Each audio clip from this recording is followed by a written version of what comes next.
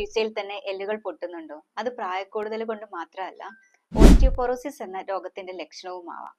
Osteoporosis എന്നത് എല്ലുകളുടെ density കുറയുകയും ചെറിയ വീഴ്ചയിൽ തന്നെ എല്ലുകൾ പൊട്ടാൻ സാധ്യത കൂടുകയും ചെയ്യുന്ന ഒരവസ്ഥയാണ്. സാധാരണയായി ഓസ്റ്റിയോപൊറോസിസ് കണ്ടുവരുന്നത് സ്ത്രീകളിൽ മെനോപോസിന് ശേഷവും പ്രായമുള്ളവരിൽ, ദീർഘകാലം സ്റ്റിറോയിഡ് മെഡിസിൻ എടുക്കുന്നവരിൽ, വളരെ മാൽനറിഷ്ഡ് ആയിട്ടുള്ള, അതായത് വളരെ മെലിഞ്ഞ ശരീരപ്രകൃതിയുള്ളവരിലൊക്കെയാണ്.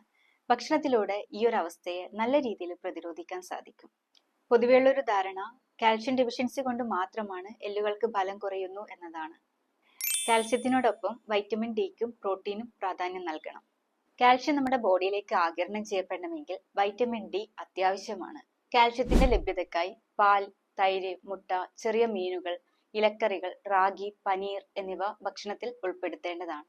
ഇതോടൊപ്പം വൈറ്റമിൻ ഡി ലഭിക്കുന്നതിനായി മതിയായ സൂര്യപ്രകാശം, മുട്ടയുടെ മഞ്ഞ, fatty fishes, mushroom, vitamin D fortified ആയി വരുന്ന പാലും പാലുൽപ്പന്നങ്ങളും ഉൾപ്പെടുത്താൻ ശ്രദ്ധിക്കുക. അതുപോലെ ബോണിന്റെ സ്ട്രക്ചറിനും സ്ട്രെങ്ത് മെയിൻറ്റെയിൻ ചെയ്യാനും വളരെ ഇമ്പോർട്ടന്റ് ആണ് പ്രോട്ടീൻ.